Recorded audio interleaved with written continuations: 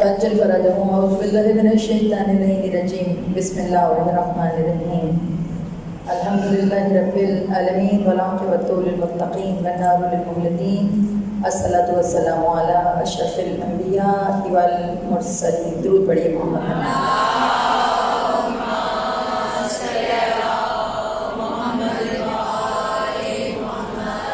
خیر المبشرین والمنذرین نبی المذنبین نبینا ابو القاسم محمد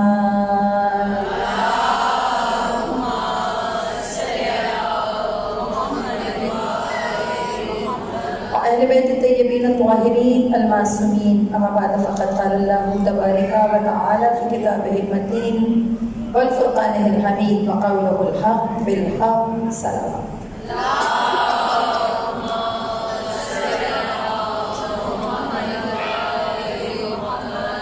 فأجل فرجهم مجلس کی قبولیت کے لیے، امام کے ظہور میں تاجیل کے لیے، اپنی حاضری امام وقت کی بارگاہ میں لگانے کے لیے بلند ترین صلوات. سلامت رہیے.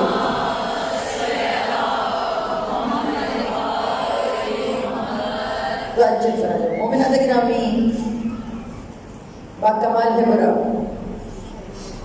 کہ جس نے ولایت اہل بیت کو ہمارے لیے ہر عبادت کی قبولیت کا ذریعہ بنا. یعنی ساری عبادتیں ایک طرف، مودت اہل بیت کا شہد ایک طرف. یہ وہ نعمت عظمیٰ ہے کہ جو چھوٹی عبادت کو بھی بڑا کر دیتی ہے. کمال ہے خدا کا. یاد رکھیے، تبھی تو مولا متقیان کہتے ہیں کہ یہ نعمت عظمیٰ اللہ ہر ایک کو عطا نہیں کرتا. یہ وہ نعمت ہے کہ جسے خدا ظرف دیکھ دیکھ کر دیتا ہے. یاد رکھیں، اعلیٰ ظرف ہو تو ولایت سماتی ہے، نہ ہو تو نکل جائے. سمجھ رہے ہیں؟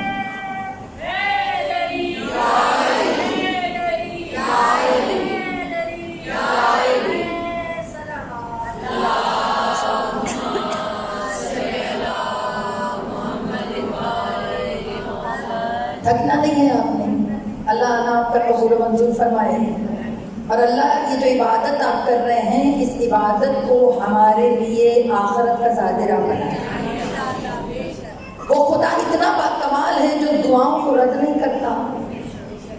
دعا ہزاروں سال پہلے مانگی جائے، خدا اپنی ڈائری میں لکھوا دیتا ہے، لکھو کہ اس نے مانگا کیا ہے. کمال ہے وہ اللہ کہ جو انسان کی سوچوں سے بڑھ کر اسے عطا کرتا ہے. سورہ مریم کی آیہ مبارکہ 50، جس کو ہم سرنامہ کلام بنائیں گے، اور انشاءاللہ تعالی 4 دن ہم اسی آیت کے زیر اثر گفتگو کریں گے. موضوع سخن ہوگا کہ مومن امیر المومنین کا کیسا ہونا چاہیے. یعنی جب امیر مانا ہے تو امیر جتنا امیر ہوگا، رعایا بھی تو اتنی امیر ہوگی. ہم نے 4 دن گفتگو کرنی ہے کہ علی کیسا شیعہ تراشنا چاہتے ہیں، علی کس طرح گفتگو کرنا چاہتے ہیں، علی کس طرح چاہتے ہیں کہ اس کا مومن کیسے نظر آئے. اور یاد رکھیے گا، علی وہ ہیں کہ جو چاہتے ہیں کہ بندہ اتنا بڑا ہو جائے کہ اسے خدا تک پہنچنے کے لیے سوائے اہل بیت کے کسی اور کو ڈھونڈنا نہ پڑے. معرفت اہل بیت، حیات اہل بیت. ہم نے اس کو 4 دن لے کر چلنا ہے، اور امید کروں گی کہ آپ نے تھکنا نہیں ہے، کیونکہ یہ وہ راستہ ہے جو تھکنے نہیں دیتا. یہ وہ راستہ ہے جو بوڑھوں کو بھی جوان کر دیتا ہے. یہ وہ راستہ ہے کہ جو دل کے اندر وہ طاقت دیتا ہے کہ جب خدا اہل بیت کے راستے پہ چلنے کی ہدایت دے دینا تو بشر نہ تھکتا ہے.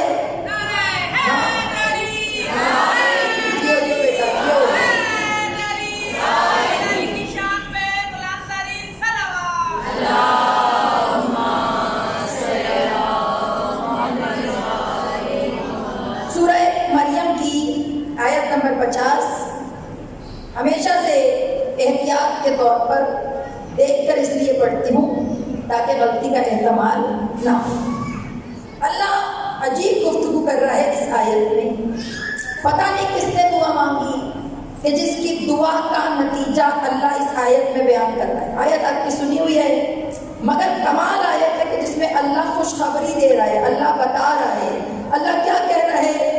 وَوَهَبْنَا لَهُ مِن رَحْمَتِنَا، اور ہم نے ان کے اوپر اپنی رحمت کو اتارا، ہم نے رحمت کو نازل کیا۔ اب رحمت نازل کرنے کے بڑے طریقے ہیں، کبھی صحت بھی رحمت ہوتی ہے، کبھی دولت بھی رحمت ہوتی ہے، کبھی اولاد صالح بھی رحمت ہوتی ہے، کبھی راستہ سیدھا کر دینا بھی رحمت ہوتی ہے، اور سب سے بڑی رحمت ولایت کی نعمت بھی رحمت ہوتی ہے۔ اللہ گفتگو کر رہا ہے، اللہ بیان کر رہا ہے کہ ہم نے ان کے اوپر من رحمتنا، اپنی رحمت سے اتارا۔ کیا اتارا؟ وجعلنا، اور ہم نے قرار دیا۔ ایک ایک لفظ اس لیے پڑھی تاکہ آپ کے ذہنوں میں ترجمہ آ جائے، اور کل سے انشاءاللہ تعالیٰ آپ اس کو سیدھے ٹریک پہ لے کر چلے۔ وجعلنا، ہم نے قرار دیا۔ جہاں خدا درمیان میں آ جاتا ہے نا، پھر باقی ساری چیزیں پیچھے رہ جاتی ہیں۔ جہاں اللہ قرار دینا چاہے تو کوئی روک نہیں سکتا، جہاں اللہ روک دے تو کوئی دے نہیں سکتا، جہاں اللہ کسی کو بلند کر دے کوئی نیچے نہیں اتار سکتا، جہاں اللہ کسی کو پست کر دے کوئی چڑھا نہیں سکتا، نہ کسی کے کرنے سے کوئی بلند ہوتا ہے، نہ کسی کے گرانے سے کوئی گرتا ہے۔ بڑی پیاری آیت ہے۔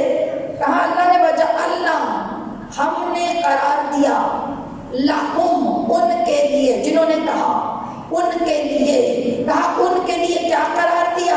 کہا لسانن، زبان، کہا صدقن، سچی، علیین، بلند، یعنی کہ کسی نے مانگا کہ مجھے ایک سچی اور بلند زبان عطا فرما دے۔ میں نے پوچھا اللہ تو صرف زبان کی بات کر رہا ہے؟ تو بشر ہے، تو بدن کیوں نہیں مانگ رہا؟ تو جسم کیوں نہیں مانگ رہا؟ تو ذہن کیوں نہیں مانگ رہا؟ جس نے مانگا ہے اس نے دعا کیا مانگی مجھے نہیں پتا، کل کی مجلس میں بتاؤں کہ دعا کیا تھی۔ آج تو صرف لے کے چل رہی ہوں ابتدائیہ ہے، جو جاگ رہا ہے بیدار مجمع اسے سمجھ میں آئے گا کہ لسان، زبان، صدقن، سچی، علیین، بلند۔ اب ترجمہ میں نے علیین کا بلند کر دیا، مگر مجمع جانتا ہے اللہ اشارے میں بتا نہیں رہا، اللہ سیدھا نام لکھ رہا ہے کہ جب زبان کا تذکرہ ہوگا نا، جب گفتگو کا تذکرہ ہوگا نا، تو سوائے ابو طالب کے بیٹے کے کوئی سامنے نظر نہیں آئے۔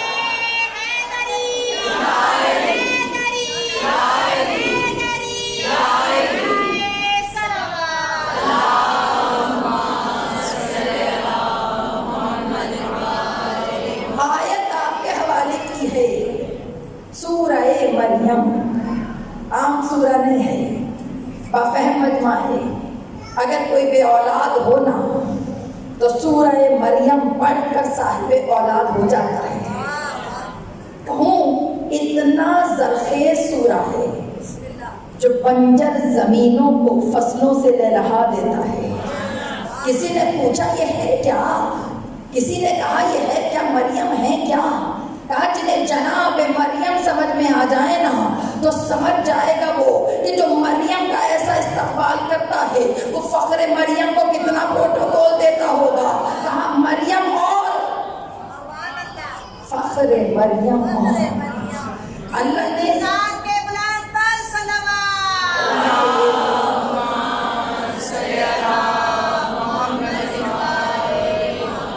سورہ مریم کی جو آیت پڑھی ہے، آیت کا میں نے ایک پارٹ پڑھا ہے جس میں اللہ گفتگو کر رہا ہے۔ آج کی ابتدائی مجلس ہے، آج میں نے آپ کو صرف تعارف دینا ہے۔ 4 مجلسوں میں ہم دیکھیں گے کہ وہ کس کی زبان ہے کہ جس کو اللہ کسی کو تحفتاً دے رہا ہے۔ پتہ چلا دعا کسی کی ہے، لہجہ کسی کا ہے، پتہ چلا جملہ کسی کا ہے، خطابت کسی کی ہے۔ کوئی ایسا ہے کہ جو مانگ رہا ہے، اللہ چھوٹا نہ دینا، اللہ صدقاً، سچی دینا ہے، سچی، یعنی جس نے مانگا اس نے مانگا ہی ایسا۔ اللہ نے ذرا سا ادھر ادھر نہیں کیا۔ اللہ نے کہا تو نے سچی مانگی میں نے سچی دے دی، کہا تو نے بلند مانگی میں نے بلند دے دی۔ اب جب کہا اللہ تو دے رہا ہے تو کہا میں نے ایسے نہیں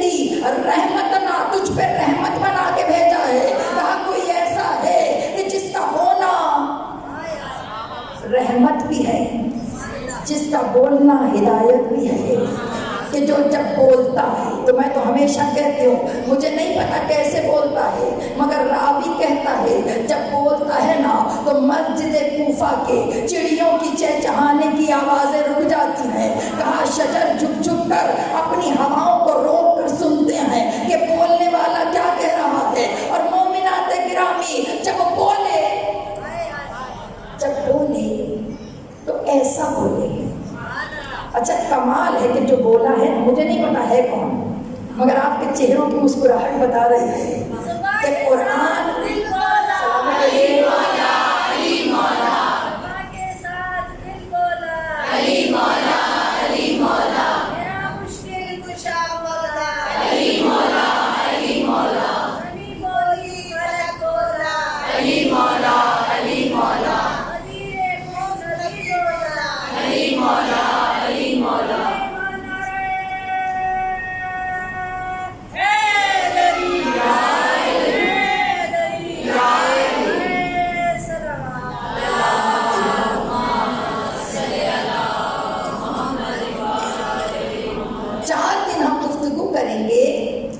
مولا کی گفتگو پر۔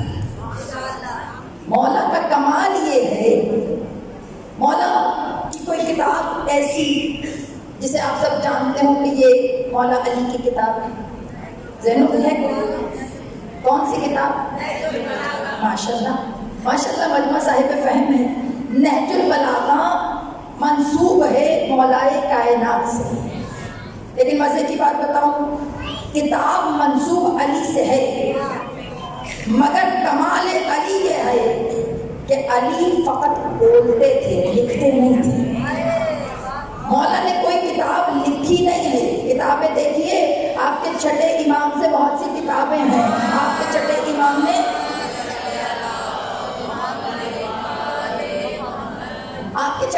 بہت سی کتابیں لکھی، آپ کے 8ویں امام نے بہت سی کتابیں لکھی، آپ کے 5ویں امام نے بہت سی کتابیں لکھی۔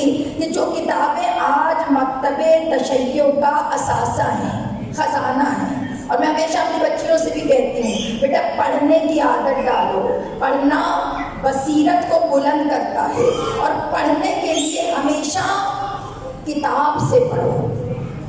سوشل میڈیا تو ہے ہی آپ کے پاس، انٹرنیٹ تو ہے ہی، مگر کوشش کرو کتاب سے پڑھو۔ کہا کیوں؟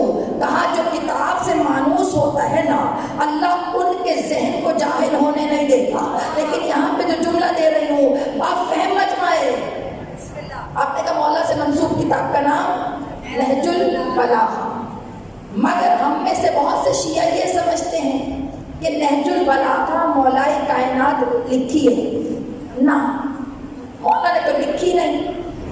مولا نے تو کتاب کائنات میں تمام کتب اٹھا کے دیکھ لیجئے، کوئی کتاب ایسی نہیں ہے جو ڈائریکٹ علی نے لکھی ہو، لکھی نہیں۔ علی بولتے تھے، زمانہ لکھتا تھا، علی کلام کرتے تھے۔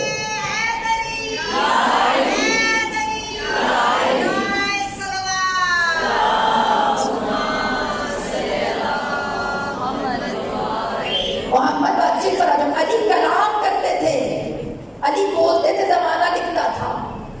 ہمارے ہاں اردو میں اس کا ٹرانسلیشن مفتی جعفر حسین نے کی، جو بہترین ٹرانسلیشن ہے وہ مفتی جعفر حسین صاحب کا ہے، اور وہ ہمیشہ کہا کرتے تھے کہ اگر خدا کسی کام کے عوض میری بخشش کرے گا نا تو وہ کام فقط یہی ہے کہ میں نے علی کے جملوں کو لوگوں کے ذہن میں اتار دیا۔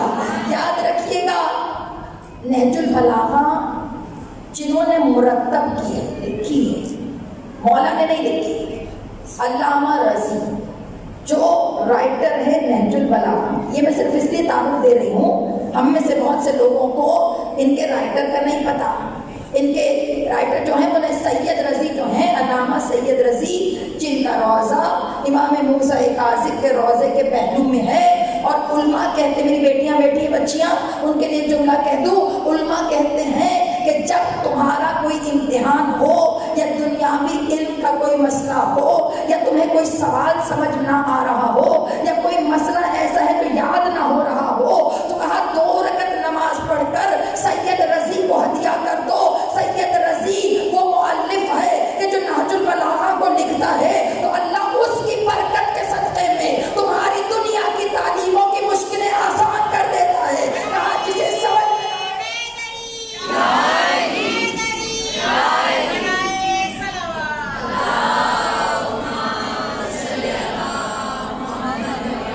یعنی بچے پیپر دیتے ہیں نا تو پریشان ہوتے ہیں کہ ہمیں یہ یاد نہیں ہو رہا، ہم کیا کریں، یہ سوال مشکل ہے۔ اور آج کل تو الحمدللہ اسکول، کالج، یونیورسٹی سب بند اور گھر وقت میں بیٹھے بیٹھے بچے سائنسدان بن رہے ہیں، خود ہی پڑھ رہے ہیں سارے کے سارے۔ تو اپنے بچوں سے کہیے روزانہ 2 رکعت نماز ہدیہ کریں سید رضی کو، اور اگر نماز پڑھنے کا وقت نہ ہو تو زیارت عاشورہ پڑھ کر سید رضی کو ہدیہ کر دیں۔ اگر وہ بھی کرنے کا وقت نہ ہو تو سورہ یاسین پڑھ کر سید رضی کو ہدیہ کریں۔ کہا ہوگا کیا؟ کہا دنیاوی علم کی جتنی مشکلیں ہیں اللہ ان کے صدقے میں آسان کرے گا۔ پوچھا کہ جب بھی کوئی دانشجو، کوئی پڑھنے والا نجف میں مشکل میں گرفتار ہوتا ہے نا تو وہ کاظمین جا کر سید مرتضیٰ اور سید رضی کے روضے پہ تبسم کرتا ہے۔ کسی نے کہا 7 علی کا روضہ ہے، 7 مولا کا روضہ ہے، مولا کے روضے پہ جا کے کیوں نہیں مانگتے؟ تو لوگ وہاں کے کہتے ہیں کہ جب چھوٹے چھوٹے مسئلے علی کے غلام حل کر دیتے ہیں تو پھر ہم چھوٹے مسئلوں میں علی کے روضے پہ کیوں جائے؟ پتہ چلا جو شہر علم کے در پہ آ جائے اللہ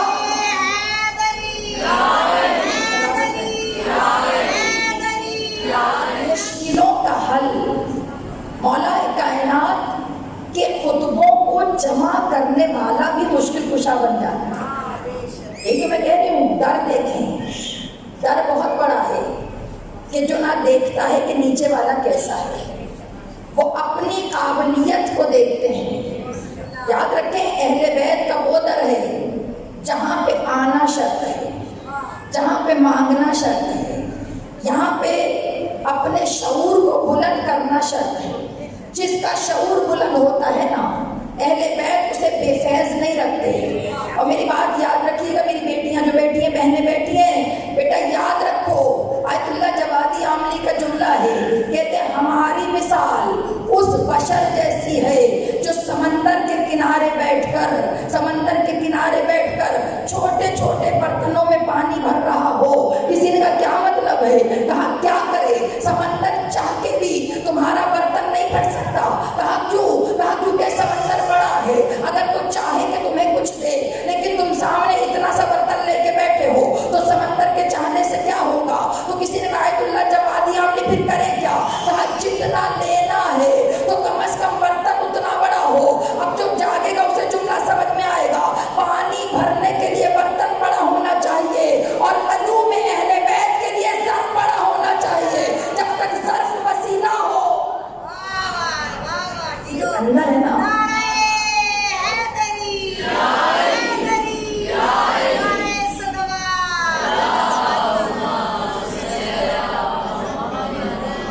یہ جو اندر ہے نا میری جان، ظرف دوبارہ جملہ دوں، ظرف۔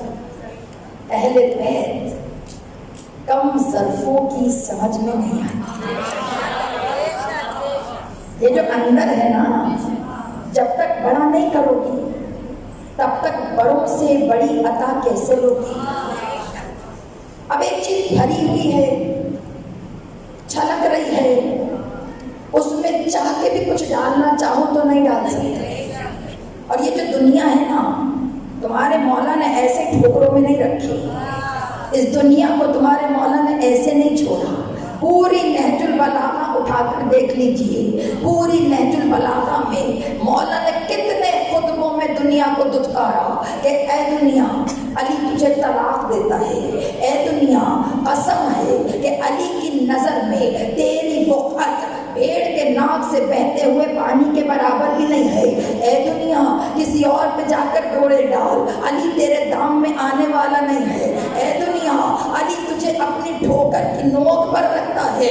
اے دنیا یہ نہ سمجھنا تو حسین بن کر آئے گی تو علی تیرے قابو میں آ جائے گا۔ یعنی مولا کائنات نے اپنے چاہنے والے کو بتا دیا دنیا ہے بڑی اٹریکٹیو، بڑی پیاری، لیکن اس میں رہنا کمال اس کا ہے کہ کسی نے پوچھا تھا نا مولا سے، مولا کیسے رہے؟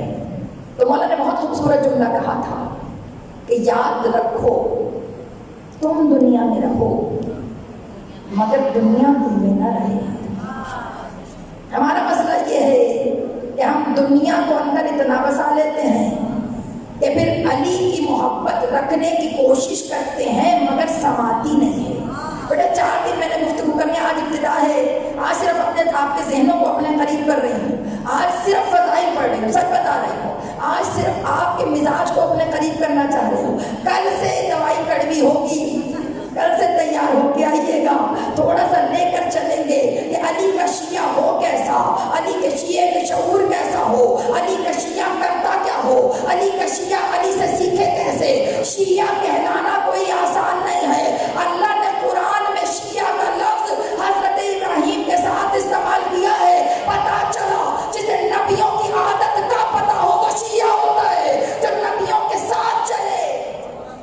اتنا آسان نہیں ہے، اتنا آسان نہیں ہے مولا کا شیعہ بننا۔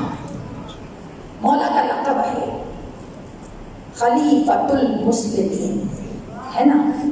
اور ذرا میرے ساتھ چلنا، مولا کا لقب ہے خلیفۃ المسلمین۔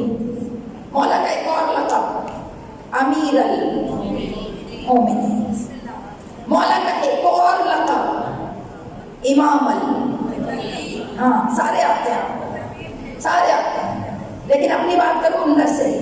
مولا کا ایک اور لقب امام المواحدین، یہ اندر سے مجھے بڑا پسند ہے۔ اچھا واپس کی بات، تینوں لقب جو اوپر میں نے بولے، آپ نے میرے ساتھ ساتھ کہا خلیفۃ المسلمین، امیر المومنین، امام المتقین، یہ آپ نے میرے ساتھ ساتھ لفظ کہے ہیں۔ اب آپ کے اور میرے ذہن میں یہ ہے کہ علی کے لقب ہیں، ہے نا؟ مگر آج ایک اندر کی بات بتاؤں، یہ علی کے لقب نہیں ہے، میرے مولا کے لقب نہیں ہے، یہ کیٹیگری ہے ان کے ماننے والوں کی۔ ذرا سوچئے گا، میں لے کر جا رہی، میں نے کہا تھا نا کہ صرف 10 منٹ ذائقہ بدلا ہے، لیکن لے کر آؤں گی آپ کے مزاج کے اوپر ہی بات۔ کیا کہا؟ علی خلیفۃ المسلمین، علی امیر المومنین، اس کے بعد امام المتقین۔ اب ذرا غور کر کے دیکھو تو یہ مولا کے لقب نہیں ہے، یہ آپ کی کیٹیگری ہے۔ آپ نے کہا میری کیٹیگری، ہم تو مولا کے لقب سمجھتے تھے، اور نہیں، علی تمہارے درجے کے مطابق تم سے ملتے ہیں۔ کا کیا مطلب؟ کہا مسلمانوں کے خلیفہ، خلیفۃ المسلمین، سمجھ رہی ہیں؟ مومنوں کے امیر، متقیوں کے امام۔ اب کیٹیگریز 3 ہیں، خلیفہ ہیں، امیر ہیں، امام ہیں۔ اب آپ بتائیے کہ آپ مولا کو ان تینوں میں سے کیا سمجھتی ہیں؟ بتائیں، بولو نا بیٹا، ایسے تو میں نہیں پڑھتی، آپ کو پتا ہے میں تو ساتھ ساتھ جب تک بلواؤں نا بات نہیں کرتی۔ کیا سمجھتی ہیں آپ مولا کو، کیا کہتی ہیں؟ علی آپ کے کیا ہے؟ اچھا امام، مطلب نارملی ہم سارے کے سارے اس عقیدے پر ڈٹے ہوئے کہ ہمارے امام ہیں، مگر غور کر کے دیکھیے یہ جو 3 کیٹیگریز میں نے بتائی، مسلمان، مومن، متقی، یہ وہ درجے ہیں کہ جو ایمان کے ساتھ ساتھ بلند ہوتے ہیں۔ سب سے پہلا درجہ ایمان کا کلمہ ہے، ادھر کلمہ پڑھا، ادھر زبان سے لفظ نکلا، ادھر کہا لا الہ الا اللہ محمد الرسول اللہ۔ اب عمل کیسا بھی ہے مگر اللہ کہے گا لکھو یہ میرا مسلمان ہے۔ پتا چلا ایمان کا سب سے نیچے سے جو درجہ اوپر لے کر آتا ہے، کافر کو جو اسلام میں داخل کرتا ہے وہ ہے مسلمان۔ سمپل، آسان، یعنی کلمہ پڑھا مسلمان ہو گئے، چاہے دل سے پڑھا، چاہے لشکر کی ہیبت دیکھ کر پڑھا۔ جس کے دل میں تاریخ ہے اسے اللہ سمجھ میں آ جائے گا۔ یہ جو میرے سامنے کھڑا کیا ہوا ہے نا، یہ بڑا محتاط ہو کے چلنا پڑ رہا ہے، بڑا محتاط، چاہے دل سے پڑھا، چاہے لشکر کی ہیبت دیکھ کر پڑھا، چاہے فتح مکہ کا علم دیکھ کر پڑھا۔ اب جس نے پڑھ لیا رسول نے اس کے دل میں جھانکنے کی اجازت نہیں دی۔ پتا چلا یا رسول اللہ کہلوانا کیا چاہتے ہیں؟ کسی کی گردن پہ تلوار تھی نا، تلوار تھی نا یہاں، اس نے کہا لا الہ الا اللہ محمد رسول اللہ، اس نے کلمہ پڑھا، صحابی نے کہا گلا کاٹ دوں گا جھوٹے، تو تلوار کی ہیبت سے کلمہ پڑھا ہے، ادھر سے کیا مسلمان ہے؟ کہ یا رسول اللہ یہ مسلمان نہیں ہے، یا رسول اللہ اس نے ڈر کے مارے کلمہ پڑھا۔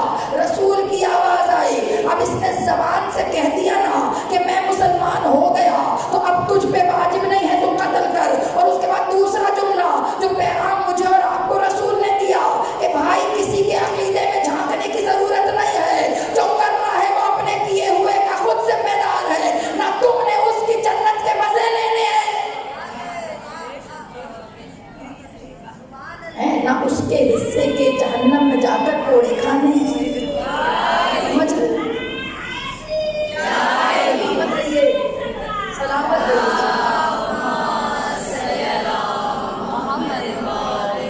ایک التماس ہے آپ سے میری، پوری مجلس میں درود ہلکا نہ پڑھیے گا، نہ کچھ بھی کریں مجھے مسئلہ نہیں ہے، مگر جب پڑھیں تو بلند آواز میں۔ تو ایک مرتبہ مجلس کی قبولیت کے لیے آواز بلند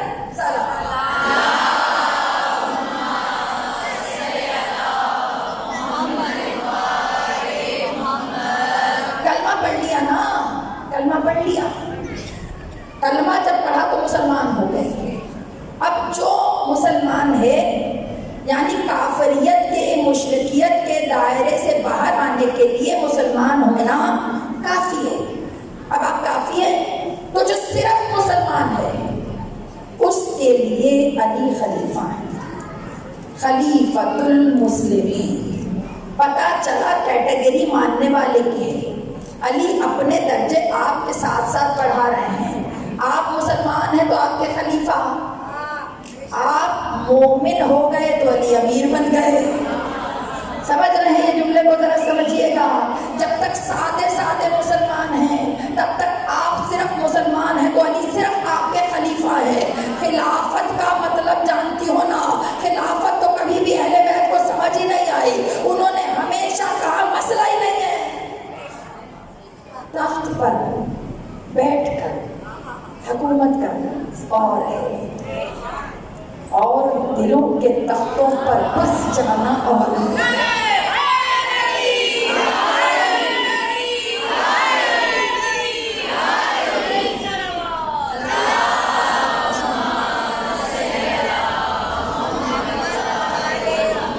آپ کے ممبر کے توسط سے پیغام دے دوں، دشمن بڑا سرگرم ہے۔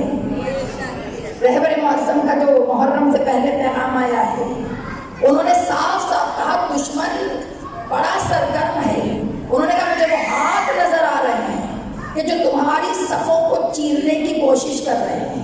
کہا اب علی والا وہ ہوگا جو چھپے ہوئے ہاتھوں کو پہچانے گا۔ کہا انہوں نے پیغام دیا کہ میں امت مسلمہ کو پیغام دیتا ہوں کہ آپس میں جھگڑنا نہ، تفرقے میں نہ پڑنا۔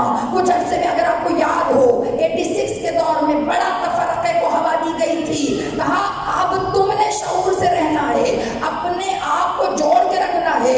یاد رکھو چاہے مکتبہ اہل سنت ہو چاہے مکتبہ اہل تشیع، عقیدہ ایک ہے۔ انہوں نے کہا اس پہ نہیں لڑنا۔ ہاں جو درمیان والے ہیں نا وہ تو صفین میں بھی تھے، درمیان والے نہروان میں بھی تھے، درمیان والے جمل میں بھی تھے۔ پتہ چلا جہاں یہ درمیان والے آتے ہیں وہاں انتشار پھیلتا ہے۔ رہبر معظم نے کہا جڑ کے رہنا، جب رسول ایک ہے تو تم سب ایک ہو۔ مولا علی سے کسی نے آ کر کہا تھا نا یا علی، آپ کو جب خلیفہ کہتے ہیں اور وہ بھی چوتھے نمبر پر، یہ خطبہ مولا کا موجود ہے، مولا کی کتابوں میں یہ واقعہ موجود ہے، تو یا علی آپ کو برا نہیں لگتا؟ لوگ آپ سے یہی تو سوال کرتے ہیں جب علی نے کچھ نہیں کہا تو آپ کیوں بولتے ہیں، ہے نا؟ لوگ آپ سے کہتے ہیں نا آپ کیوں بولتے ہیں؟ تو مولا نے وہاں اتنے 1400 سال پہلے آپ کے لیے آسانی پیدا کر دی۔ مولا نے بہت آسان جملہ کہا یا علی، خلافت ظاہری خلافت کی بات کر رہے ہیں، یا علی چوتھے نمبر پر آپ کو خلیفہ خلافت دی گئی، آپ کو برا نہیں لگتا؟ مولا مسکرائے اور مسکرا کر کہا مجھے برا نہیں لگتا۔ کہا یا علی کیوں؟ کہا میں چوتھے خلیفہ ہوں۔ اب جب علی نے یہ کہہ دیا، مولا کی جو روایتیں لکھی ہوئی ہیں، یہ میں آپ کو ریفرنس بھی دوں، بہار الانوار بھی پڑھی، اس میں بھی یہ جملے لکھے ہیں کہ میں چوتھا ہوں۔ کہا یا علی اب چوتھے خلیفہ، ہم کو اعتراض نہیں کرنا ہے۔ کہا کیوں؟ کا اللہ کا پہلا خلیفہ آدم، دوسرے خلیفہ نوح، تیسرے ابراہیم، چوتھا میں۔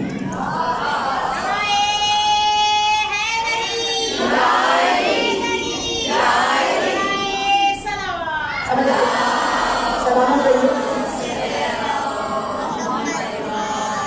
میں آپ کے ماتھے کے بل دیکھ رہی تھی، مجھے آپ کے تیور نظر آ رہے تھے، مگر کیا کروں، آپ کا مولا چاہتا ہے کہ یہ جو ماتھے کے تیور ہیں نا، ان کو اپنے اختیار میں کرو، ان کو کنٹرول کرو۔ جو میرا ہے وہ خود پہ قابو رکھتا ہے۔ علی نے کیسی دھمکی دی آپ کو، مولا نے کتنی تسلیاں کروائی۔ مولا نے جملہ کہا، پہلا عہدہ جو روئے زمین پر بنا کر بھیجا گیا وہ نبوت نہیں تھا، وہ امامت نہیں تھا۔ کہا انی جاعلک خلیفۃ فی الارض، میں زمین پہ خلیفہ بنا کے بھیج رہا ہوں۔ پتہ چلا خلافت جب بھی ملے گی اللہ کے حکم سے ملے گی۔ پہلا آدم بنا، دوسرا نوح علیہ السلام، تیسرے حضرت ابراہیم، اور تیسرے حضرت ابراہیم اور چوتھا میں۔ کا اعتراض کیا ہے؟ جب اللہ خلافت دیتا ہے تو اسی نسل میں امامت بھی ڈال دیتا ہے، اسی میں نبوت بھی ڈال دیتا ہے۔ اللہ نے ابراہیم کو مرتبہ عطا کیا، اللہ نے سب کچھ دیا، اور دے کے پھر کہا میں تجھے امام بھی بنانا چاہتا ہوں۔ پتہ چلا نبوت معراج میں پہنچے تو صاحب شریعت ہوتی ہے، صاحب شریعت معراج پہ پہنچے تو امامت ہوتی ہے۔ سمجھ رہے ہیں؟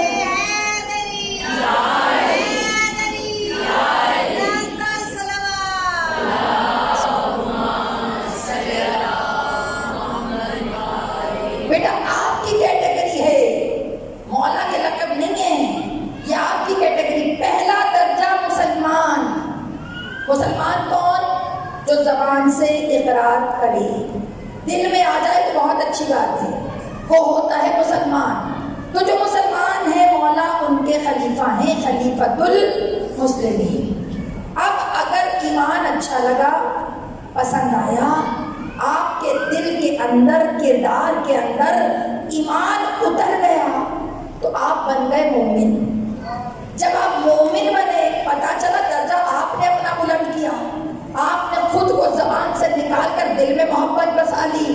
جب آپ نے محبت دل میں بسائی آپ مومن بن گئے۔ اب جیسے ہی آپ مومن بنے، مولا نے بھی اپنا درجہ بلند کر دیا، مولا بھی خلیفہ سے بڑھ کر امیر بن گئے۔ مولا نے کہا جو مومن ہے میں اس کا امیر ہوں، وہ میرا غلام ہے، میں جو کہوں گا وہ کرتا چلا جائے گا۔ پتہ چلا درجہ آپ کا بڑھا، علی نے رشتہ اور بلند۔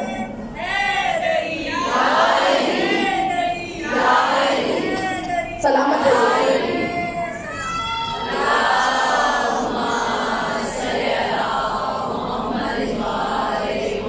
تھک تو نہیں رہے موضوع سے؟ آپ کی کیٹیگری بتا رہی ہوں، مولا کے فضائل نہیں پڑھ رہی، آپ کے فضائل پڑھ رہی ہوں۔ پتہ چلا مولا کا جملہ کیا ہے، میں امیر کس کا ہوں؟ مومنوں کا، مومنین کا امیر۔ تو جو آپ میں سے مولا کو امیر مانتا ہے تو کم از کم اس کا دل پاک ہونا چاہیے، اس کا دل طاہر ہونا چاہیے۔ لیکن مجمع بہت صاحب شعور ہے، آپ نیچے تو رکتے ہی نہیں، آپ تو اوپر سیدھا جاتے ہیں۔ آپ نے کہا نہیں ہم علی کو امام مانتے ہیں، ہم امیر تو بہت پیچھے رہ جاتا ہے، خلیفہ بہت پیچھے رہ جاتا ہے، ہم تو علی کو امام مانتے ہیں۔ جو امام مانتا ہے کب ہاتھ تو کھڑا کرے، میں دیکھوں علی کو کون کون امام مانتا ہے۔ ماشاءاللہ یہاں سے وہاں تک جتنا مجمع ہے سب علی کو امام کہتے ہیں، اس کو لے کر چل رہے ہیں بہت احتیاط سے۔ کل سے انشاءاللہ میں نے کہا نا کہ آپ کو موضوع کے اوپر لے کر آ جاؤں گی، اور یہ جملے یاد رکھیے گا، نوٹ کریں کہ علی کے شیعہ میں ہونا کیا کیا چاہیے۔ یہاں سے وہاں تک جتنا مجمع بیٹھا ہے سب کہہ رہے ہیں علی ہمارے امام ہیں، تو بیٹا علی سب کے امام تھوڑی ہیں، علی تو امام المتقین ہے، متقیوں کا امام۔ پتہ چلا جو امام علی کو مانے تو وہ نیچے نہیں رہے گا، اسے خود کو بلند کرنا پڑے گا۔ یاد رکھو اب جو جاگے گا اس کے لیے جملہ کہ جب کلمہ زبان پہ آتا ہے تو مسلمان ہوتا ہے، جب دل میں اترتا ہے تو مومن ہوتا ہے، اور جب وہی ایمان آپ کے عمل سے ظاہر ہونے لگے تو متقی بن جاتا ہے۔ پتہ چلا ہر ایک کا